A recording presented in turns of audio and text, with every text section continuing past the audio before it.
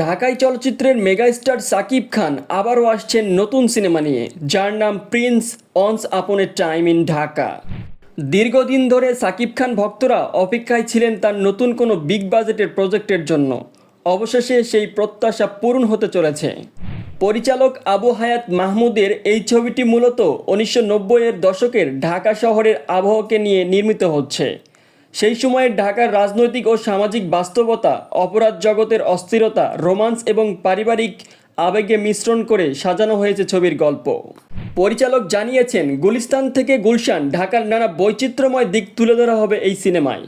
এতে দর্শক যেমন অ্যাকশন ও রোমান্সে ভরপুর বিনোদন পাবেন, তেমনি পারিবারিক কেন্দ্রিক আবেগঘন মুহূর্তেও উপভোগ করতে পারবেন। চলচ্চিত্রটি প্রযোজনা করেছেন শিরিন সুলতানা। নির্মাণের শুরু থেকেই এই সিনেমাকে ঘিরে আলোচনার ঝড় উঠেছে।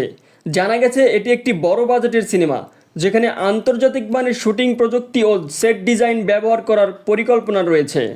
সবচেয়ে বেশি আলোচিত বিষয় হলো সাকিব খানের পারিশ্রমিক। প্রথমে তিনি 3 কোটি টাকা দাবি করেছিলেন, যা বাংলাদেশ চলচ্চিত্র ইতিহাসের বিরল ঘটনা।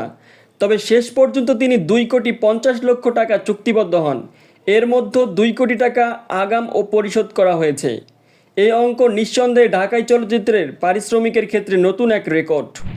এই ছবিতে নায়িকার ভূমিকায় কাকে দেখা যাবে তা নিয়ে কৌতূহল সৃষ্টি হয়েছে। প্রথমে শোনা গিয়েছিল কলকাতার জনপ্রিয় অভিনেত্রী মধুমিতা সরকারের নাম, কিন্তু সাকিব খান নিজেই পাকিস্তানি একজন নায়িকার বিপরীতে কাজ করার ব্যাপারে আগ্রহ প্রকাশ করেছেন। সেই আলোচনায় এখনও চলছে। বর্তমানে সাকিব খান যুক্তরাষ্ট্রে অবস্থান করছেন। সেখানে তিনি তার পরিবারের সঙ্গে সময় কাটানোর পাশাপাশি গ্রিন কার্ড সংক্রান্ত আনুষ্ঠানিকতা সম্পন্ন করছেন।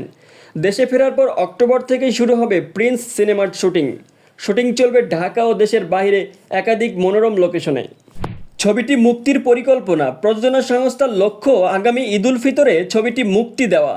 বড় পর্দায় ঈদের মৌসুম সবসময় দর্শকের কাছে বিশেষভাবে প্রতীক্ষিত থাকে। ফলে প্রযোজনা সংস্থা আশা করছে মুক্তির সময় সিনেমাটি ব্লকবাস্টার হিট হবে এবং দর্শকরা নতুন স্বাদ পাবে। ঢাকাই চলচ্চিত্রের ভক্তদের কাছে সাকিব খান শুধু একজন নায়কই নন, তিনি এক ধরনের ট্রেন্ড সেন্টার। তার প্রতিটি সিনেমা দর্শকের কাছে আলাদা মাত্রায় প্রত্যাশা তৈরি করে। Prince once upon A time in Dhaka তাই এখনই আলোচনায় কেন্দ্রবিন্দুতে। ভক্তরা মনে করছেন এটি হবে সাকিব খানের ক্যারিয়ারের আরেকটি মাইল ফলক। বাংলাদেশি সিনেমার জন্য এ যেন এক নতুন সম্ভাবনার দিগন্ত। গল্প, বাজেট, কাস্টিং ও সাকিব খানের উপস্থিতি মিলিয়ে প্রিন্স হতে পারে ঢাকাই সিনেমার সবচেয়ে আলোচিত প্রজেক্ট। দেশান্ত বিনোদন, RJ উজ্জ্বল হোসাইন, দেশান্ত টেলিভিশন।